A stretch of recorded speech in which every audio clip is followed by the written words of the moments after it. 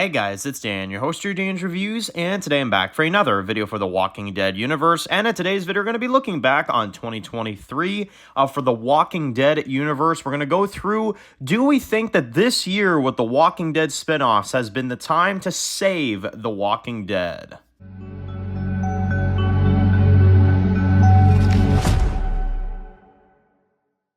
Alright guys, this one's going to be doing a review today. This one's going to be doing a review for the Walking Dead universe. And in today's video, we're going to be doing a discussion topic video for today. This one, we're going to talk about the Walking Dead spin-offs over the course of 2023. Wanted to wait till the end of the year before doing this video. Wanted to wait and see how this year would pan out for the Walking Dead universe. But I now want to ask the question, do we think that the Walking Dead spin-offs was the answer to saving the Walking Dead?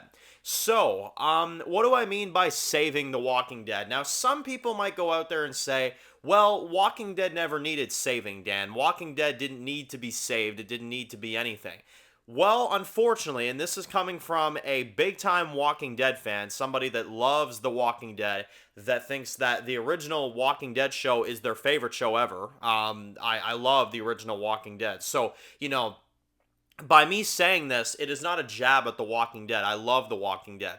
But I think everybody can definitely agree, and I hate to bring it back to this, but a lot of people could agree that after season 7, after the death of Glenn, right? We gotta take it back to that. The viewers were never the same on the original show. It doesn't matter what they did. It doesn't matter how they did it.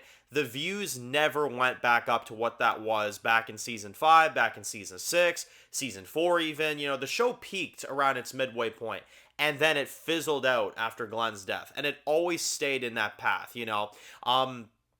Season 7, they killed Glenn. People lost interest. They dragged out the war with Negan and the Saviors. People lost interest. I didn't, but, a lot of people did. And, again, they killed off Carl in Season 8. That dropped in a lot of viewers down to like 6-5 million or so.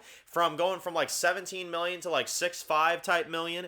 By the end of Season 8, you had about 4 million. And then, obviously, Season 9, you kept that trend going. And by the time that they made it to Season 11, unfortunately, for the most part, you're looking at 1 million viewers per episode, which is absolutely really, really sad. So, in other words, Walking Dead had a very low interest by the time the show concluded. And I think AMC recognized that, and I think that's why AMC told Scott Gimple to wrap it up with season 11. I still think that they told them, like, look, this needs to wrap up because it's dwindling in numbers by, the season. So, they decided to pull the cord, if you will, and they decided to end it at the point they did. And obviously, Scott Gimple didn't want to because he still had other plans. He still had other storylines that he wanted to do. Obviously, we've heard Lauren Cohen say in the past that they wanted to get to 15 seasons at a point. So, in other words, there was a lot of story planned, and there were probably times where they were going to bring Rick back into the story, but they couldn't do it because they were canceled at the last minute. So, it sucks. It really does suck that Walking Dead had to go down that path. But with that being said, I've seen a crazy increase of interest in the Walking Dead this year. I really have. And I've never really seen this since the midway point of the main series.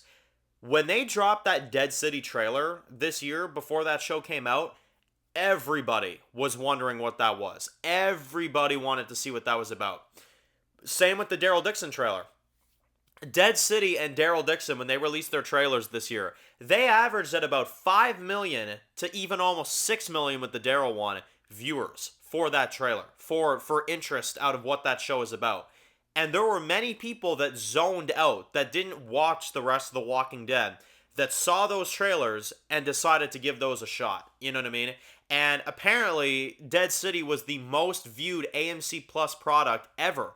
And Daryl, then a couple months later, took that over too, and then that became the most streamed AMC Plus series ever. And apparently their streaming has gone up in terms of, people that are subscribing to AMC Plus. It's gone up and up and up. I've seen consistent Walking Dead talk now from people that don't even, haven't even finished the main series, but they're watching the spinoffs because they think it's unique and fresh and interesting.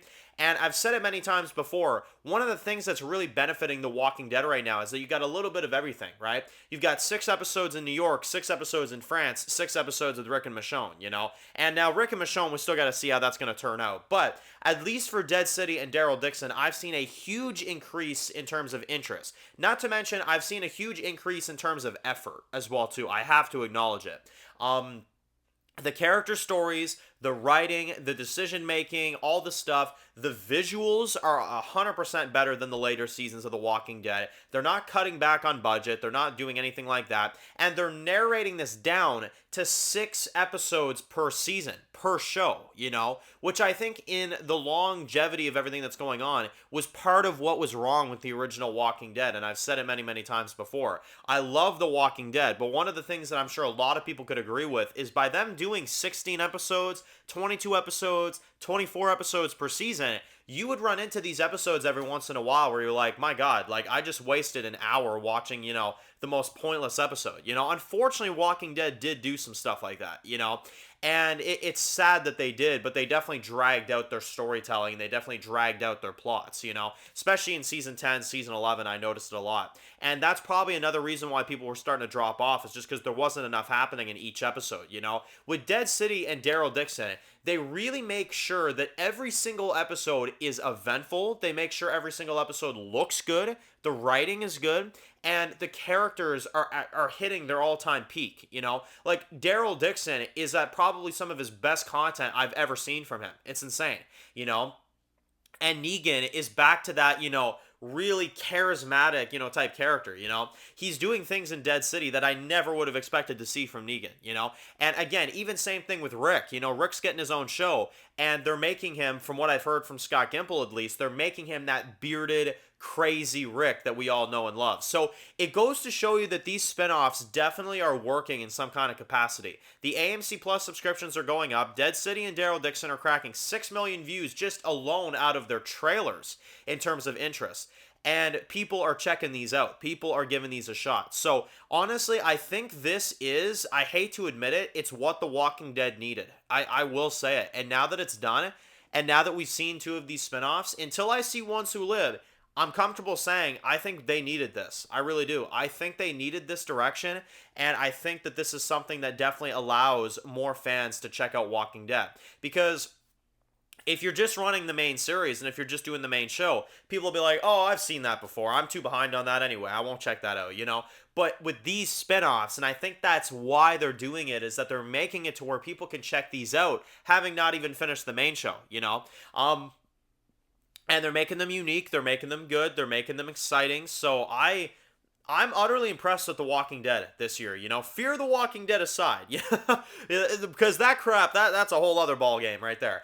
But in terms of the spin-offs that are based off of the end of The Walking Dead and the expanded Walking Dead main show content with Daryl and with Dead City and now Ones Who Live, I'm really impressed. I'm really impressed. And yes, I do think that it saved The Walking Dead. I really do. And I think that now that people are watching these spin-offs and the quality is remaining, I think there will be a bigger audience for when they eventually do this crossover event, because then people will be like, okay, you know, I'm into this. I'm enjoying the storylines that are being told. So then more people will watch the crossover series. This is their golden opportunity to give us a couple more years of The Walking Dead and then, you know, wrap it up, do a big conclusion, and end this thing out on a high note. They have a chance, and it's because of these spinoffs. I really hope they take it. I really do.